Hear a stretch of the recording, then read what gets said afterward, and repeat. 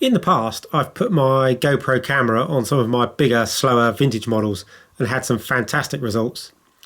Today I had a go at mounting it on my 3.2 meter K2.